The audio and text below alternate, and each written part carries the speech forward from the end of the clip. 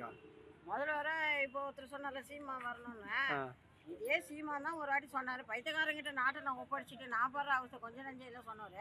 இப்போ அப்படியே உள்டாப்பா போய் அங்கே போய் பேசிக்கின்னு கூட்டணி பேசுகிறாரு, எல்லாம் பண்ணுறாரு. கூட்டணி இல்லை, நான் வந்தேன் பேசுகிறேன்னா என்ன இது? அப்போ அவர் ஒரு வீட்டில் போய் பேச கூட்டணி இல்லையா?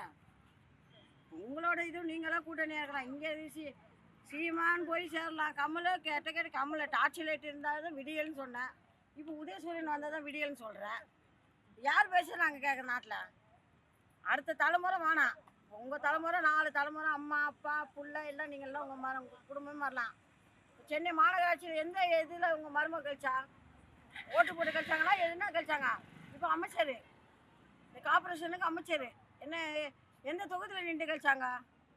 எங்கேயாவது தொகுதி நின்றாங்களா? ஏன் எலெக்ஷன் இப்போ வந்து விஜய் வருவாருன்னு சொல்கிறீங்களா? விஜய்க்குன்னு ஒன்று போட விடல. விஜய் பேசணும், அவங்க பேசணும்ல. வராங்க விஜய் வராருன்னு சொல்கிறீங்க. விஜய் வந்து 18% ஓட்டு இல்லைன்னு சொல்கிறீங்க. அந்த ஓட்டு அந்த இதெல்லாம் இல்லைன்னு சொன்னீங்க.